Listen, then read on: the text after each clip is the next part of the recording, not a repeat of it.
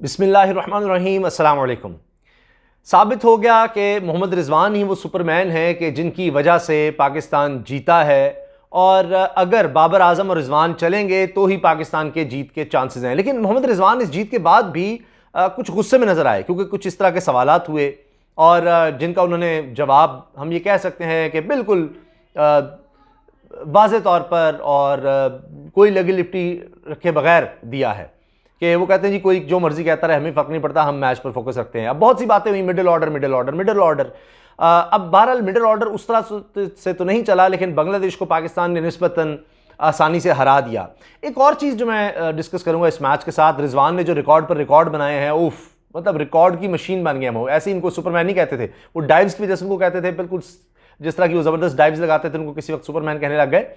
और जिस तरह खुद इंग्लैंड के कप्तान ने, मोइन अली साहब ने ये बात कही थी कि जनाब हमने बड़ा कोशिश की, बड़ा किया, लेकिन रिजवान को रोकना बड़ा मुश्किल है। तो इतनी माशाल्लाह कंसिस्टेंसी है रिजवान की गेम में कि कमाल है। वो स्टैट्स भी मैं आपके साथ शेयर करूंगा। लेकिन मुझे ये समझ नहीं आती कि चले हम देखते हैं कि मर्दों की जो गेम है तब तो वो हाइप क्रिएट करते हैं भारत में, उनके फैंस भी, सब भी, क्रिकेट मैच जब पाकिस्तान और भारत के दरमियान होता है। लेकिन विमेन क्रिकेट मैच में भी उसी तरह की बातें, उसी तरह गुरूर तकब्बुर की बात। अब मैं देख रहा था मैच टॉस पर ही जनाब तस्वीर लगा के भारत की तरफ से कहा जा रहा है जी रिजल्ट तो हमें पता ही है। तो अगर पता था तो फिर इतनी बदतरीन शिकस्त आपको मिल गई, आप खुश हैं? सारी टीम ही आउट हो गई। तो पाकिस्तान विमेन क्रिकेट टीम ने एशिया कप में बड़ा अच्छा परफॉर्म किया और भारत की क्रिकेट टीम को शिकस्त दी है। तो फिर भी ये बातें पता नहीं क्यों होती हैं। अभी भारत को पहले भी हराया है हमने एशिया कप में, मेंस एशिया कप में, अब विमेन एशिया कप में भी उनको शिकस्त मिल गई है। तो अब भी यानी गेम को गेम में रहने देना चाहिए, ना कि आप उसको इस तरह से बनाएं और गरूर और तकब्बुर का इजहार करें कि ये है, ये तो ऐसे हैं, फलां हैं। अच्छा, पहले जनाब आप देखिए रिजवान की शानदार परफॉर्मेंस।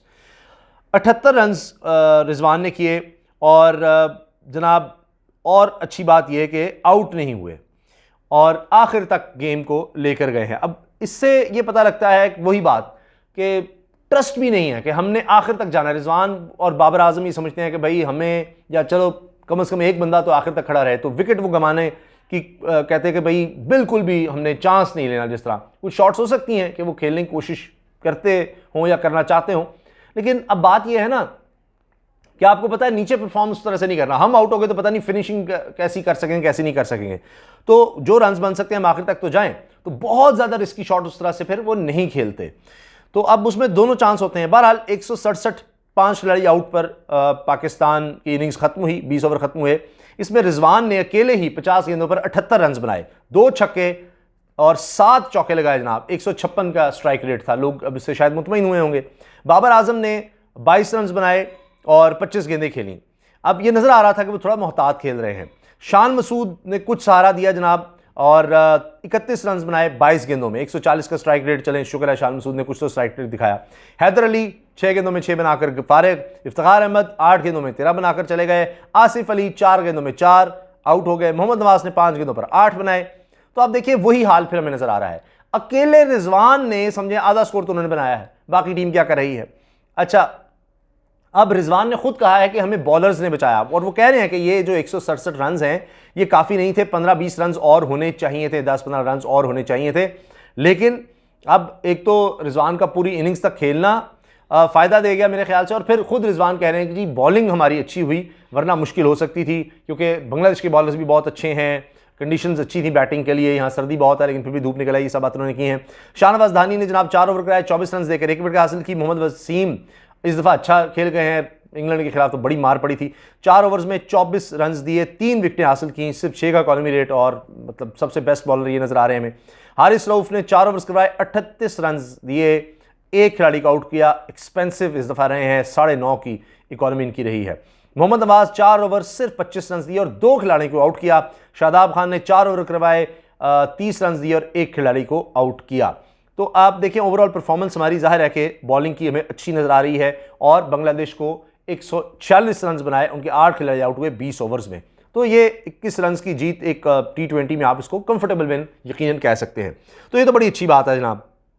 मगर दूसरी तरफ आप देखें रिजवान क्यों गुस्से में नजर आए, वो कहते हैं जी किसी को जवाब दे नहीं, सिर्फ क्रिकेट खेलते हैं जो हमारा काम है। कोई कुछ कहता रहे, हमने कंडीशंस को देखना होता है, उसके हिसाब से खेलना होता है, रन थोड़े ज़्यादा बन जाते हैं और अच्छी बात थी। और अगर कोई हमें तनकीद करता है पाकिस्तान की खातिर, अच्छी बात है, जो पाकिस्तान के लिए नहीं खेलेगा वो जलील होगा। और हम तो पाकिस्तान के लिए खेलना चाहते हैं और हम भी इंसान हैं, गलतियाँ होती हैं, कोताहियों को दूर करने की कोशिश करते हैं। अच्छा जनाब, रिजवान के आप ज़रा इनिंग्स चेक करें ज़रा। इसमें उन्होंने 50 गेंदों में 78 रन बनाए, आउट नहीं हुए, पाकिस्तान मैच जीत गया। इससे पिछले मैच पाकिस्तान जो हार गया, सीरीज ही हार गया, क्योंकि 4 गेंदों में 1 रन बनाया था, रिजवान ने आउट हो गए थे। अब वही बात, बाबर और रिजवान जल्दी आउट हो गए थे, अगर ये खेल जाते अच्छा तो फिर हमारा चांस होता शायद। इससे पहले जनाब, उससे पिछले मैच में इंग्लैंड के खिलाफ 46 गेंदों में 63 रन बनाए, 63। और उससे पिछले मैच में 68 गेंदों में 67 बॉल्स में 88 रन बनाए।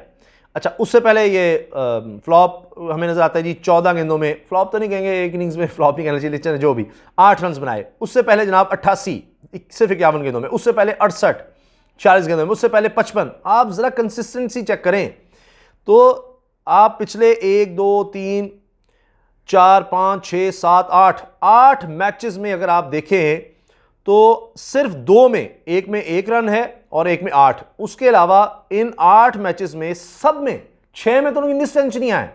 55, 68, 88, 88, 63, 78। आप सोचिए जरा कितना जबरदस्त कमाल है इस वक्त। और इन्होंने कई रिकॉर्ड बना दिए जी, रिकॉर्ड पर रिकॉर्ड बनाए हैं। रिकॉर्ड सुनते जाएं। रिजवान ने जनाब किसी एक साल में, कैलेंडर ईयर में, T20 के 1500 रन मुकम्मल किए हैं। और सिर्फ अब वो दूसरी मरतबा जब किया है उन्होंने ये, तो सिर्फ तीसरा ऐसा बैटर बन गए हैं। यानी 2 सालों में 1500 से ज़्यादा रन बनाने वाले बैटर्स में तीसरा बंदा बन गया है जी, रिजवान साहब हैं, जिन्होंने 1500 से ज़्यादा रन बनाए हों किसी एक साल में। 2021 और 2022 मुसलसल 2 सालों में इन्होंने बनाए हैं। कप्तान बाबर आजम ने 2019 और 21 में, वेस्ट इंडीज़ के क्रिस गेल ने 2015 और 2012 में यह कारनामा अंजाम दिया था कि 1500 से ज़्यादा रन बनाए किसी एक साल में। अच्छा, Mohammad Rizwan back to back 2 साल ये कारनामा मुसलसल अंजाम देने वाले पहले बल्लेबाज बन गए हैं। वरना बाबर आजम ने 19 और फिर बाद में 20 में नहीं कर सके थे, 21 में 1500 से ज़्यादा रन बनाए। इस तरह क्रिस गेल ने 2012 के बाद 2015 में, जबकि रिजवान ने 2021 और फिर 2022 मुसलसल 2 साल 1500 से ज़्यादा रन बनाए हैं, तो कमाल कर दिया है। फिर करियर के 58 में T20 नेशनल में सबसे ज़्यादा रन बनाने का एजाज़ भी हासिल कर लिया है। पाकिस्तानी बैटर ने 58 इनिंग्स में मजमूई तौर पर 2337 रन बनाए हैं। इससे कबल बाबर आजम ने 58 इनिंग्स में 2281 रन बनाए थे और भारत के विराट कोहली ने 2102 रन बनाए थे। यानी बाबर आजम ने उनका रिकॉर्ड तोड़ा था और बाबर आजम का रिकॉर्ड रिजवान ने तोड़ दिया है। फिर मोहम्मद रिजवान ने बतौर विकेट कीपर भी सबसे ज़्यादा T20 रन बनाने का एजाज़ हासिल किया है। इन्होंने 2337 में से 2196 रन बतौर विकेट कीपर बनाए हैं। और इन्होंने अपनी इनिंग्स का दूसरा रन लेकर जॉस बटलर को पीछे छोड़ दिया था, जॉस बटलर ने बतौर विकेट कीपर T20 में 2119 रन बनाए थे। तो इन्होंने उसका भी रिकॉर्ड तोड़ दिया, बटलर का भी। तो लिहाजा रिकॉर्ड पर रिकॉर्ड हैं। और जो खबरें इस मैच से हम नज़र आती हैं, ये जो हो रही है सीरीज़, इसमें न्यूजीलैंड भी है। अच्छा, न्यूजीलैंड की वहाँ जो प्रोडक्शन है वो बड़ी पैथेटिक नज़र आई है। कैमरा कहीं जा रहा है, कुछ कहीं जा रहा है, नाम गलत लिखे हुए हैं। धोनी को वसीम लिख दिया है, बांग्लादेश को बंगला वॉश लिख दिया है। अजीब व गरीब भंड हो रहे हैं वहाँ पर प्रोडक्शन के। तो इस पर पाकिस्तानियों ने मीम्स का बाजार गर्म कर दिया। अच्छा जी, रिजवान के रिकॉर्ड का मैंने आपको बता दिया। इसके अलावा और जो खबरें आ रही हैं उनमें जनाब ये पाकिस्तान के लिए बड़ा अच्छा आगाज़ है। फिर न्यूजीलैंड के हवाले से एक और, यानी ये जो सीरीज़ के हवाले से ये कि जनाब बाबर आजम चाहते थे कि जनाब हम ज़रा ज़्यादा स्कोर करते, लेकिन उतना हमने नहीं किया। और उन्होंने कहा जी टीम की परफॉर्मेंस बड़ी शानदार है और मुबारकबाद दी, इत्मीनान का भी इज़हार किया है। और फिर इसके साथ जनाब वो कहते हैं जी मैं खुश तो हूँ, हमने अच्छा आगाज़ किया, मोहम्मद रिजवान की बड़ी बेहतरीन थी। और उनका कहना है जी पावर प्ले में 50 रन करना चाहते थे, लेकिन बैटर्स की मजमूई कारकर्दगी अच्छी रही। अब वो चाहते तो 50 है, लेकिन विकेटें गिर जाती हैं, क्या करें। अच्छा जी, पावर प्ले में बगैर किसी विकेट के नुकसान के 43 स्कोर पाकिस्तान ने किया था।